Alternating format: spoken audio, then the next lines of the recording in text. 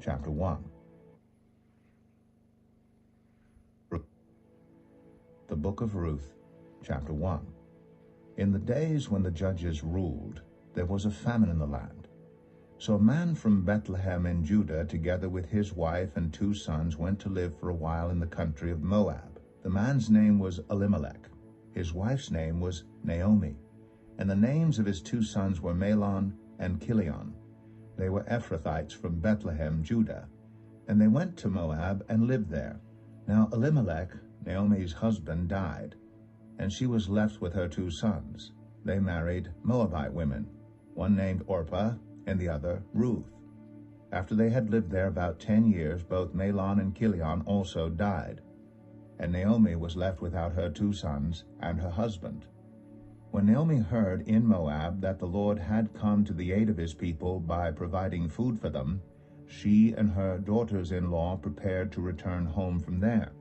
With her 2 daughters-in-law, she left the place where she had been living and set out on the road that would take them back to the land of Judah. Then Naomi said to her 2 daughters-in-law, "Go back, each of you, to your mother's home.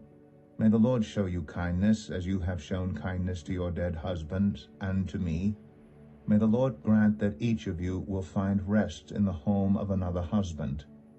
Then she kissed them goodbye, and they wept aloud, and said to her, "We will go back with you to your people."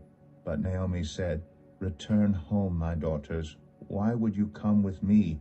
Am I going to have any more sons? Who could become your husbands?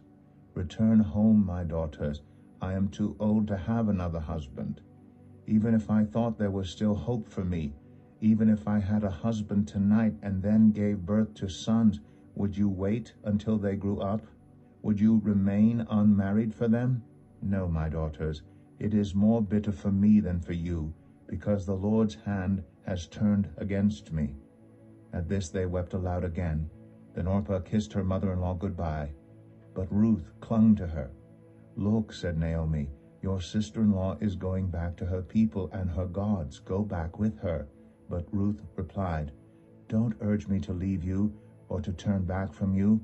Where you go, I will go, and where you stay, I will stay. Your people will be my people, and your God my God. Where you die, I will die, and there I will be buried. May the Lord deal with me, be it ever so severely, if even death separates you and me." When Naomi realized that Ruth was determined to go with her, she stopped urging her. So the 2 women went on until they came to Bethlehem. When they arrived in Bethlehem, the whole town was stirred because of them. And the women exclaimed, "Can this be Naomi?"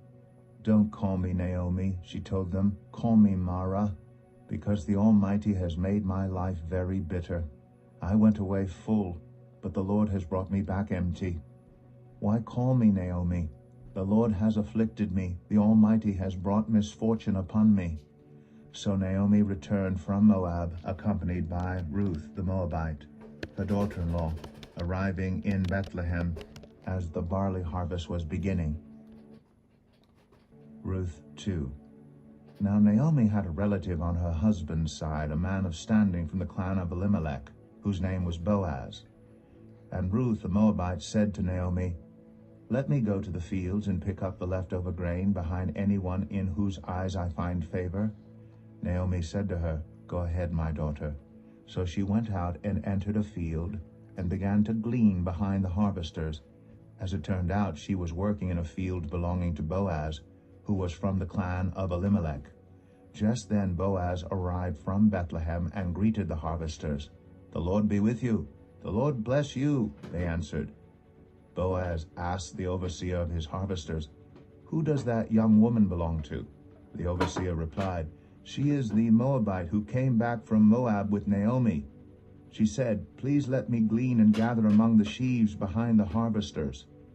She came into the field and has remained here from morning till now, except for a short rest in the shelter." So Boaz said to Ruth, "My daughter, listen to me.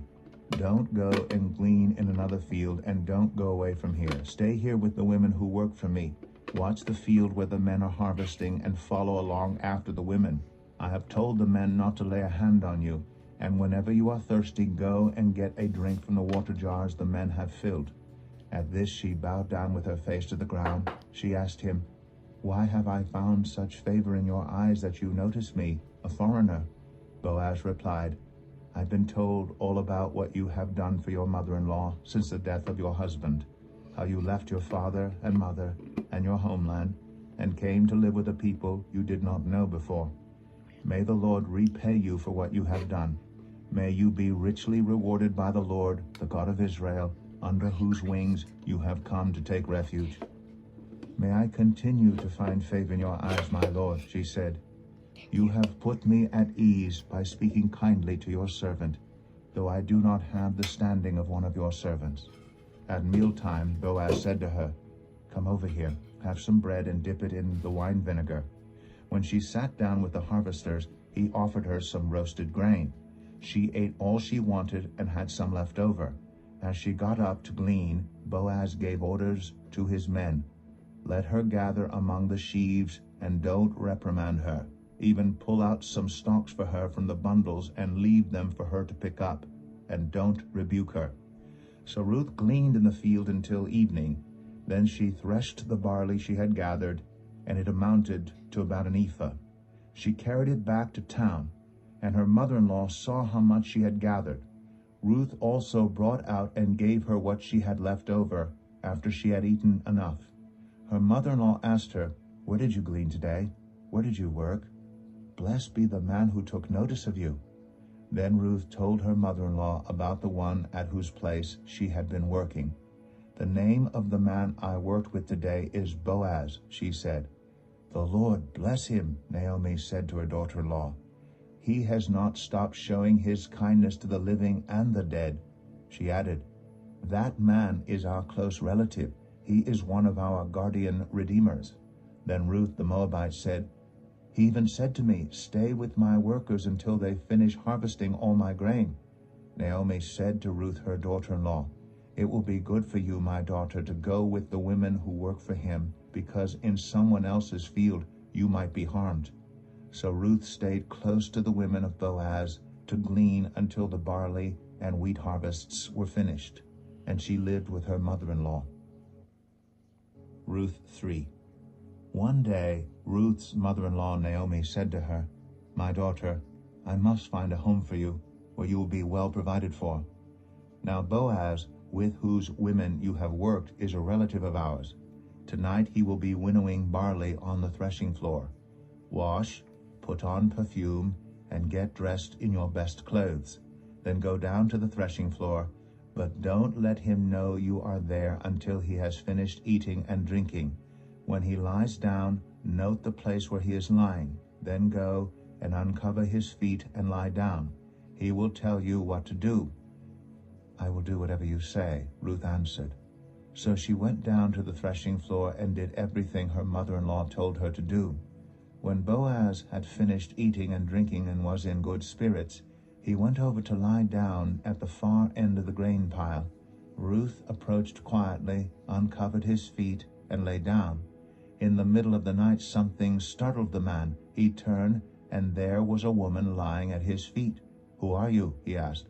"I am your servant Ruth," she said. "Spread the corner of your garment over me, since you are a guardian redeemer of our family."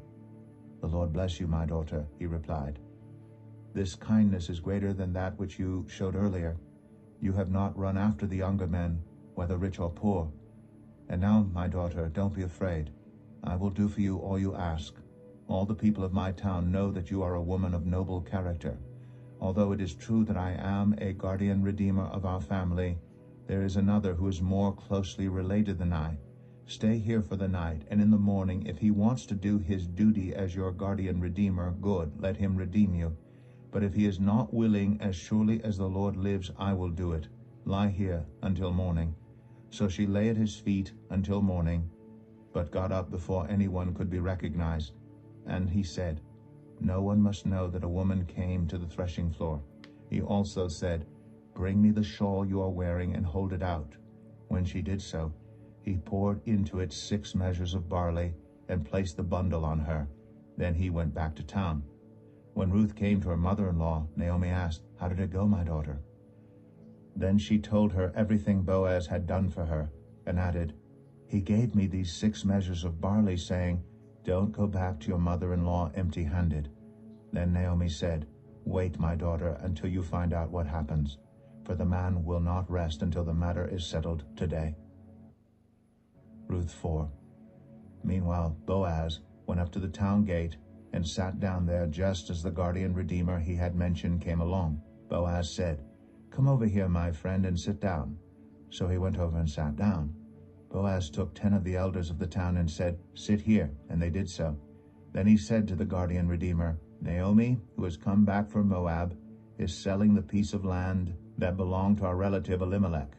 I thought I should bring the matter to your attention and suggest that you buy it in the presence of these seated here and in the presence of the elders of my people. If you will redeem it, do so. But if you will not, tell me, so I will know. For no one has the right to do it except you, and I am next in line." "I will redeem it," he said. Then Boaz said, "On the day you buy the land from Naomi, you also acquire Ruth the Moabite, the dead man's widow, in order to maintain the name of the dead with his property." At this the guardian redeemer said, "Then I cannot redeem it, because I might endanger my own estate. You redeem it yourself. I cannot do it." Now in earlier times in Israel, for the redemption and transfer of property to become final, one party took off his sandal and gave it to the other. This was the method of legalizing transactions in Israel. So the guardian redeemer said to Boaz, "Buy it yourself," and he removed his sandal. Then Boaz announced to the elders and all the people, "Today you are witnesses that I have bought from Naomi all the property of Elimelech, Chilion, and Mahlon. I have also acquired Ruth the Moabite, Mahlon's widow, as my wife, in order to maintain the name of the dead with his property, so that his name will not disappear from among his family or from his hometown. Today you are witnesses." Then the elders and all the people at the gate said, "We are witnesses. May the Lord make the woman who is coming into your home like Rachel and Leah, who together built up the family of Israel. May you have standing in Ephrathah and be famous in Bethlehem. Through the offspring the Lord gives you by this young woman, may your family be like that of Perez, whom Tamar bore to Judah." So Boaz took Ruth, and she became his wife.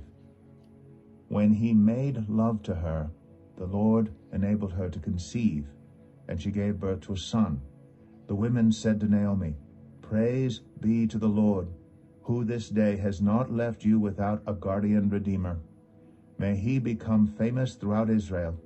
He will renew your life and sustain you in your old age. For your daughter-in-law, who loves you and who is better to you than 7 sons, has given him birth." Then Naomi took the child in her arms and cared for him.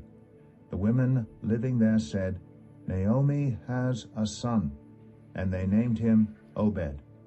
He was the father of Jesse, the father of David. This then is the family line of Perez.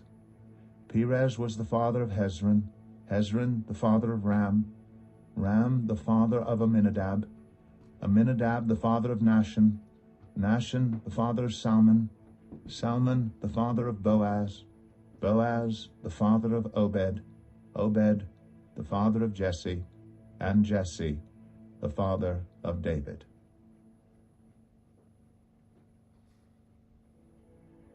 The book of 1 Samuel.